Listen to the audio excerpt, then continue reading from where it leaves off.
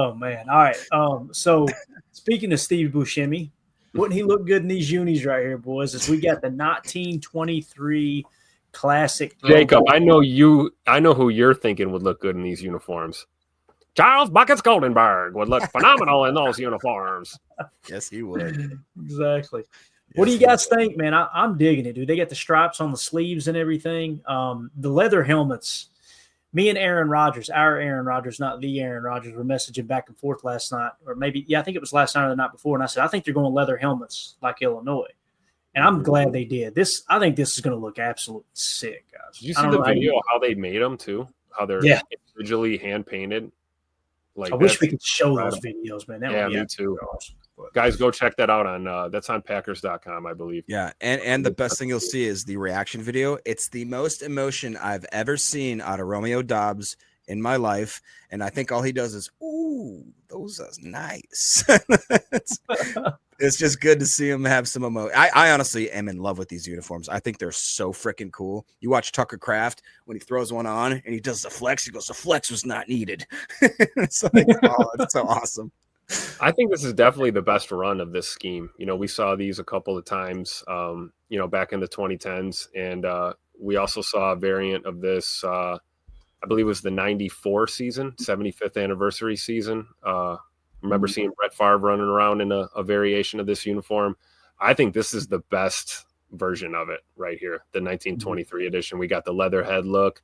I feel like they nailed the gold striping and the numbers. The tone looks really good with that blue. I think they knocked it out of the park, man. The one criticism I've seen that I kind of can understand is the one that Coach Len said, and I've seen it with multiple others. It says, I don't like the pants. I wish there was a strip or something like that. Other than that, they're dope. I honestly, I've loved all of them over the years. There hasn't been an alternate uniform that I didn't love. I think they're all, even if they're gross looking, I love it. No, I mean, that's kind of the point, right? They're supposed to look like those crusty, dirty, old 1920s uniforms. Everyone wore brown pants back then, brown or tan, right? Yeah. Can we just appreciate Tucker Kraft's ink for a second, man? I mean, they every one of them looked like jailhouse tattoos, and I was just raised on that. I'm telling you that. It's true. I swear, it's like he reminds me of one of my cousins that got out of the clink, making it to the family reunion for the first time in 8 years. You know what I'm saying? That's what he looks like. He found a guy that specializes in making those types of tattoos where they're so good. He makes really, really good bad tattoos. Trust me, it's not as easy as you may think. I'm telling you. Is that who does your buttocks tattoos, Jacob? No, but I will tell you that I reached out to one of my buddies and he's like, I'll do it. And then his wife was like, nope, I get to tattoo his butt because they want to see me.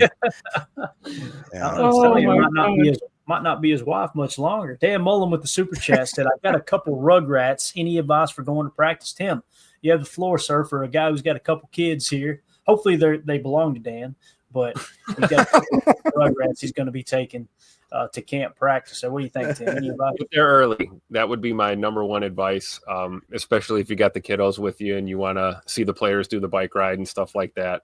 I would suggest arriving out there probably 2 hours at least prior to practice time, if not more, depending on what you guys really want to do. I know they start lining up pretty early in the morning for the bike rides by the locker room doors.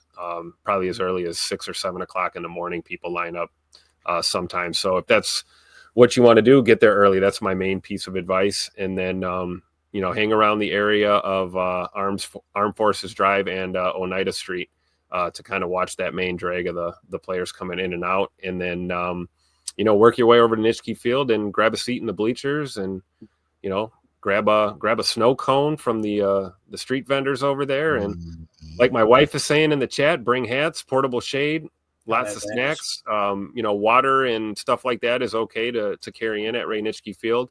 If you've got kiddos and stuff, pack a cooler with some snacks and bring some hats and umbrellas for the shade, because shade is a premium out there when it's super hot, I can tell you. There you go, Dan. Thank you for the super chat, buddy. Enjoy your time out there. Now, Packer Up said, just get a babysitter. Man, how selfish. You unbelievable, Packer Up. Hey, great idea. Take the kids to family night. There you go. Yeah, there you go. Cheapest Packer ticket you'll ever find, $10. Can't beat it. Love this shot right here, too, of the throwback helmet with the 1923 team behind them. Is that Charles Buckets Goldenberg in the background?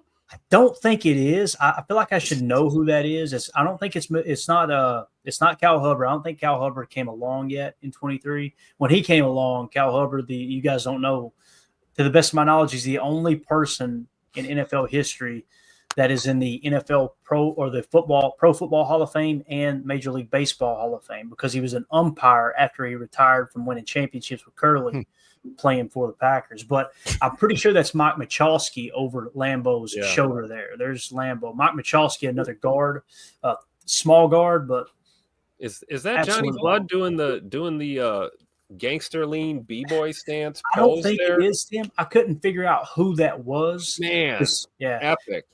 I couldn't tell if he was trying to hit on the cameraman or if he's trying to look tough. You know what I'm saying? But my man pulled both off at the same time. So Daniel in the chat said that's Jason Bourne. Love it.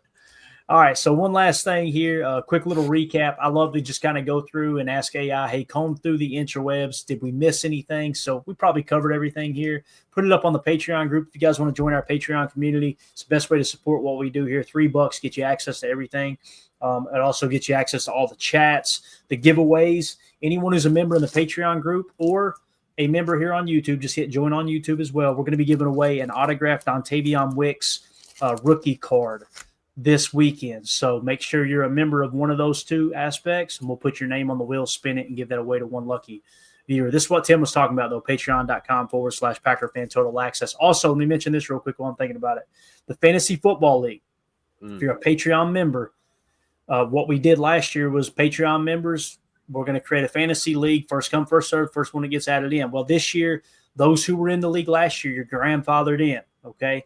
So if you were in the league last year and you want to be in the league this year, make sure you hop on Patreon as quick as possible and get entered in. Jacob's already got the site up and running and everything good to go for the fantasy league, but we're going to cut it off midnight Sunday because we got a bunch of people wanting to join and we got slots we need to fill. So if you're hearing my voice, please don't hesitate. If you were in the league last year and you want to be in it again this year, go to Patreon and go ahead and get signed up for the fantasy league. It's going to be an absolute blast. Did I miss anything there, Jacob, other than we're going to have a flow over league as well? Once that's full, if we got enough people to fill another league, we'll have a secondary league as well. You want to be in that top one, though, for sure.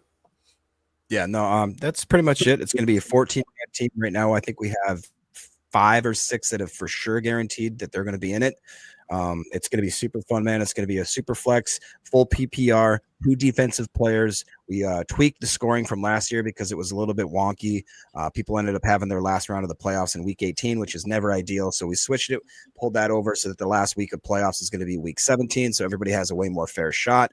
The payout, I believe. Playoffs? Somewhere around 350. We're going to pay out 4 spots because we have so many people, so that at least the 4th place person gets their money back. It's going to be a blast, guys. There's already so many people in the fantasy chat that are excited. Andrew Matson's going to be my co-commissioner. Nice. And if there is a spillover, maybe he'd want to commission that one. Maybe we could talk about that. But, guys, it's going to be so much fun. And honestly, we're going to touch on it randomly through the season. So if you want to have yourself literally be a part of the podcast, get in there. And all you got to do is join the Patreon League. What's the cheapest they could do it for, Clay? Is it $3? It's $3, get you access to everything. We got a 5 and a 10. There's nothing extra with that. That's just people that wanted to donate more. You can join an upper tier, but you still get access to everything. So $3, yeah. And you can pay it for the year too. There was a bunch of people that I didn't even know you could do that, and I noticed people were paying for the year and they were saving money. So there's a discount with that as well. Patreon handles all that. So, but yeah, it's an awesome time in there. And we're gonna hit the questions tomorrow. We kind of neglected them a little bit. We got a questions for the show tab, so you can ask questions and we'll read them off here live on the air for every other show or so. So just a couple things that went through. And Jacob, thank you for heading that up, man. I really appreciate it, dude. Of course.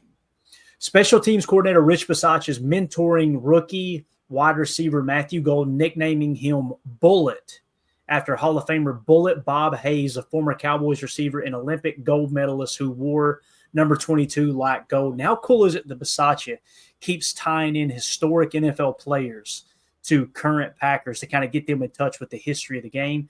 You guys know Bob Hayes was a dog, speed demon. However, in the Ice Bowl, this is a really cool Packers history thing. Go back and watch the Ice Bowl. You can find it all over YouTube. There's an NFL Films version of it that's really good because they do behind-the-scene interviews and stuff. It was filmed a long time ago. They said that I think they asked, I want to say it was Herb Adderley, they asked him, Packers cornerback, hey, what's going on with Bob out there? He's like, oh, don't worry about him. Anytime he's not in the play, he's not going to be running a route to catch the ball. It was so cold at the Ice Bowl. He said he's sticking his hands in his pants. So all I got to watch is he got his hands in his pants or not. If he don't, then I know he's going to be in the pass route and I cover him. If he's got his hands down in his pants, I just don't even cover him. So pretty cool that the cold got to Bob Hayes. Bob Hayes was a dog. Pretty sure he's a Pro Football Hall of Famer as well. Yep. Said this inspiration came after Golden caught a touchdown in Wednesday's practice and made a notable catch on Thursday, breaking away from the defense. Golden researched Hayes and highlighted his speed, I guess, in a press conference there or a conversation at the locker in the last couple of days. So there's Bob Hayes winning the Olympic gold medalist. He was the fastest man in the world at that time that the Cowboys signed him, I'm pretty sure. So pretty cool little history there. How awesome is it, though, that your first-round pick is being mentioned with the likes of Bob Hayes and that kind of speed? It's awesome. So we kind of talked about this. The defense showed up there in the 2-minute drill. Nate Hobbs' breakup, Carrington Valentine, so we're good there. Omar Brown getting the pick of Taylor Elgersman. Left guard Aaron Banks, who signed the 4-year, $77 million contract in the offseason, left practice early and did not return. Travis Glover filled in. We'll mention it one more time for Emilio on the road back from New York. And then linebacker Quay Walker, activated from the physically unable to perform list on Wednesday, is limited to jog through work for now per Coach LaFleur. So just a little, like I said, update on everything kind of from a 30,000-foot view there. Anything else? Was anything we missed? Emilio's just a Glover lover, you know. Don't worry, nobody's listening anyway. So, all right, guys, we're out of here. This was fun. Hopefully we got you all up to date on everything that's going on around the Packers in training camp. Do we got to practice tomorrow, Tim? What's the latest on that, man? What do we got? Tomorrow. Practice in the morning at 10:30, followed by the annual meeting of shareholders at 3 p.m. So it'll be a long day for the Lambeau faithful tomorrow. And then, day off on Saturday, and then 2 more, Sunday and Monday. Football's back, baby. That's awesome. It is back, no doubt about it. So, like I said, we'll be back tomorrow to cover practice and everything that went on there. We'll do the same thing on Sunday. We may try to go live during practice on Sunday. That would be fun, and just kind of give updates in real time. That would be good. Now, we got family night coming up on August the 2nd, right? So, August the 2nd, I'm so bad at scheduling stuff. I'm going to be at Bristol Motor Speedway watching the Braves and the Reds play the first ever baseball game in the Speedway. So if everything goes as planned, Jacob and Tim, I believe, are going to try to do a stream during family night where y'all can just kind of hang out and talk ball during it, just maybe whether it's 30 minutes or an hour. If you can't make it happen, no big deal. If they do, I will call in from Bristol Motor Speedway and just chat with you guys for a minute. So the plan, though, is to we want to bring you guys as much content as possible in real time when these events are taking place. So we get the first preseason game on the 9th. Then you got the second one on the 16th, the third and final one on the 23rd. We're going to give you – actually, they're right here. We get the joint practice, right? So on the 21st, there's a joint practice on that Thursday with the Seahawks. That'll be a fun one. To me, those are just as important as a preseason game, man, because you get those 1-versus-1s for sure. So, guys, we're coming down a stretch. Won't be long. We'll be talking about it's week 1, so really excited about it. But that being said, we're out of here. Don't let this dude hit on you in the parking lot. You know what I'm saying, on your way out. And, we'll see y'all tomorrow, 6:30 p.m. Central Time. We'll recap everything that goes on at practice tomorrow. As always, let's go out and be the change we want to see in the world. There's Jacob's weird wave. Go Pack, go. Here we go. Bye, guys.